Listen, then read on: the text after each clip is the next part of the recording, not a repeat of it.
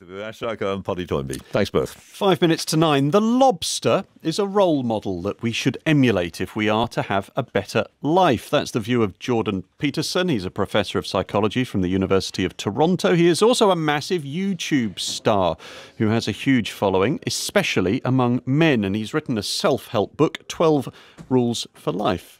He's in the studio. Good morning. Good morning. Explain the lobster. That's part of Rule 1, isn't it? Well, you're actually supposed to emulate the victorious lobster, not the defeated lobster. The victorious lobster. Yeah. There is such a thing. There is such a thing. So this is Rule 1. Stand up straight with your shoulders back, which is part of your 12 rules for living. But explain the lobster relevance. Well, lobsters, like human beings, live in hierarchies of, you could call them power or authority.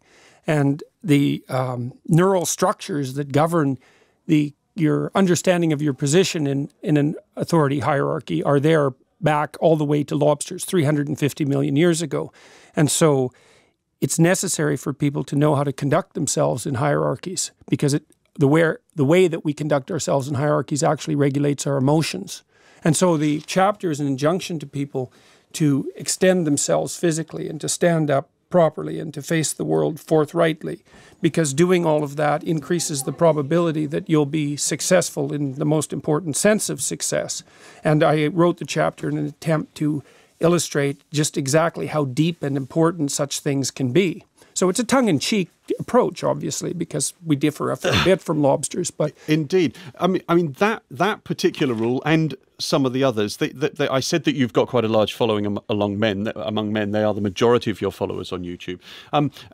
It's quite a masculine approach, you would argue. I would say masculine, although it's not necessarily limited in its effectiveness to men, right? Because masculine and feminine, male and female can be dissociated to some degree with an advantage, a psychological advantage for clarity. But yeah, well, it's an injunction for people to stand forward properly and forthrightly and courageously as individuals, which is a theme that runs through the book. And why do you think that your words are resonating so much with men, which is a section of society, let's face it, where we know in many countries there are problems, huge rates of suicide in this country? Oh yes, and dropout as well, especially in institutions like the universities, where men are bailing out like mad. Well, I think partly with men can delay maturation. They need a reason to mature, and the proper reason isn't compulsion, it's ambition.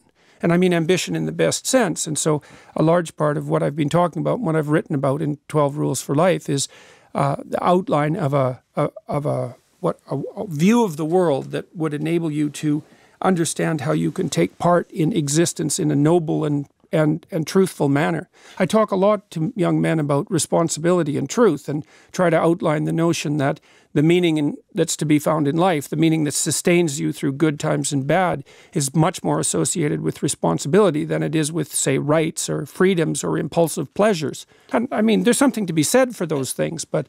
And your critics latch on some of that and say, and you have a lot of critics, especially in your native Canada, where they say, you're a misogynist, you're propelling this misogynistic view of the world, and pushing men ahead of women. Yeah, well, first, I don't have a lot of critics. I just have a very small minority of extraordinarily noisy critics.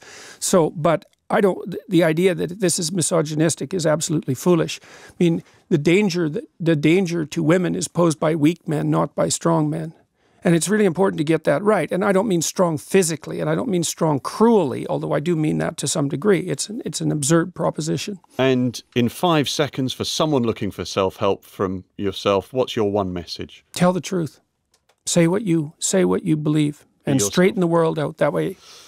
Great. Jordan Peterson, thank you very much indeed for joining us. Thanks for the invitation.